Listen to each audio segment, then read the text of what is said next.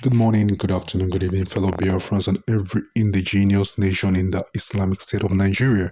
This is coming from the Prime Minister's desk as the unleashing of the wickedness of the Islamic State keep increasing daily. It said breaking news. The terrorist camp in Idiato has been razed and leveled, two armored tanks destroyed and many terrorists neutralized by the Biafran forces. You can go to Idiato and verify.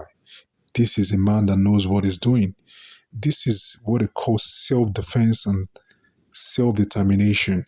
It's not a crime because recently, yesterday, the vice president of Interpol in Africa said that they were not involved in the kidnapping of Mazi Namdekanu from Kenya.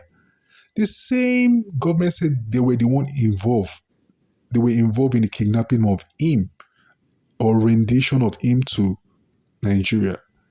Who should we believe? I'm going to leave you with that little audio, or let me just say, I'm going to leave you with the screenshot of it, and I'll leave you with what the government say. And recently, again, there's a Danish company called Max. It's a very popular Danish company that helps in shipping of goods around the world. If you've lived in Nigeria, live in different parts of the world, you might have seen it. They used to have this blue and a star sign.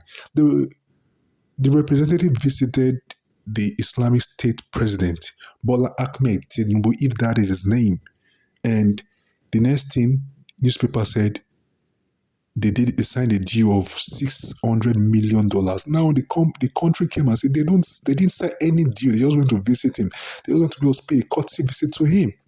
So you can see a presidency and a media of the presidency which is lying. So who should we believe? That means Interpol is not involved in the kidnapping of Mazi Nnamdi Kanu. I'm going to leave you with all this evidence in this audio that I'm dropping this morning. And I want to say I'm very sorry I've not been so consistent in bringing you updates. But I am going to try my best to do that every now and then as it's coming out because the stage is getting hotter. And another thing again, I want you to listen to the issue of the Biafran Republic government in exile when they pay a visit to the United Kingdom. We told, please, mute, please. We told them that the time has come. You will no longer force us with the barrel of the gun to remain in Nigeria. Nigeria can never ever defeat Biafra the second time. Mark my word. I said Nigeria will never defeat Biafra with the barrels of the gun. Amen. And this time around, the union can no longer stand by force by the barrels of the gun. Yes. So. Yeah. And the reason why this particular town hall meeting is taking place is so that Biafrans in those countries we are visiting today, we are in the United Kingdom, for them to understand that the freedom of Biafra is here. It's here. It does not matter whether you believe it or not, or will drag you into freedom. Because many of the people who are not supporting now are people that ordinarily in a working society, your right to make decisions will be deprived from you and legal guidance will be assigned to you. Many of you are brain dead, and that is a fact. If you cannot support your own freedom at this point, with what is going on in Nigeria, it means you are not capable, you are not mentally fit, you are not fit physically and otherwise to make decisions concerning your future. And that is exactly the way it is. So my people in the United Kingdom, I do not want to waste time before I make a very brief speech because I can see that the spirit has overwhelmed everybody and the donation will continue. But I just want to make a little bit update as that may be the only update I will give or the speech I will make today. What we do in the government is in the open. We are not hiding anything. We are not underground or doing it secretly that, we don't want to talk so that the enemies will not copy what we are doing. We are in the open. And for the past few days, what we decided to do was to show to the enemy little of our capability. A lot of people never believed that the kind of sophisticated weapon we have today will be in Biafra land. And let me tell you, this is the beginning. The reason why you see them crying for the very first time in the history of Nigeria at the National Assembly. The reason why you see them sharing flyers of Simon Ekpa. The reason you see those terrorists who have killed us unchallenged for many years crying today for the very first time is because of most of those things you see on social media. We just decided to show to those who are not aware of what is happening, because it is not being reported anywhere. You can never hear in the Nigerian news that 30 armored tanks were destroyed. You can't hear it. When we say it, a lot of people think it's a joke. You can't hear that helicopter and fighter jet is bombarding Biafra territory. You can't hear it in the news. When we announce it, a lot of people think, you know, it is we are joking. So we decided that we will showcase some of the things that you have supported the government to be able to do in the defense, only defense. There are many things happening diplomatically. There are many things happening in many sectors of the government. There are many things going on internationally that we are yet to make public.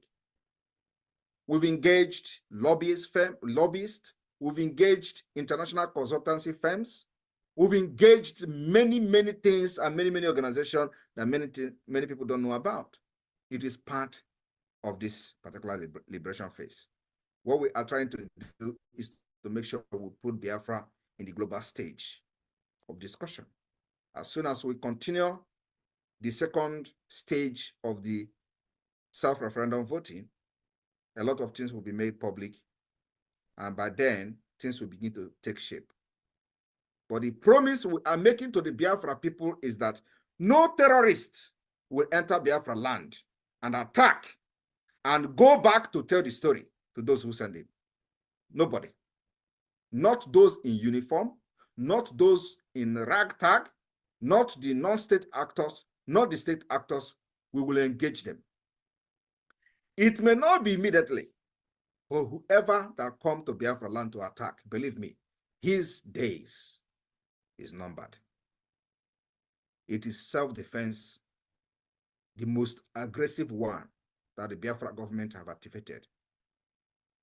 Nigeria have killed us for ages. Mazi Nnamdi Kanu was broadcasting on Radio Biafra for many years, but because of criminals that surrounded him, they used the opportunity of Biafra, and when he called upon the people that want to fight for Biafra, many criminals embraced that call. After 8 years, he was crying for just 100 men. Nobody is talking about it anymore.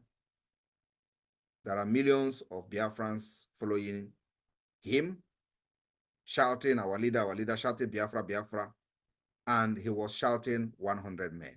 Today, you have seen the reason why he was shouting 100 men.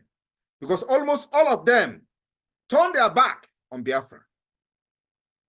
Almost all of them today are supporting Nigeria.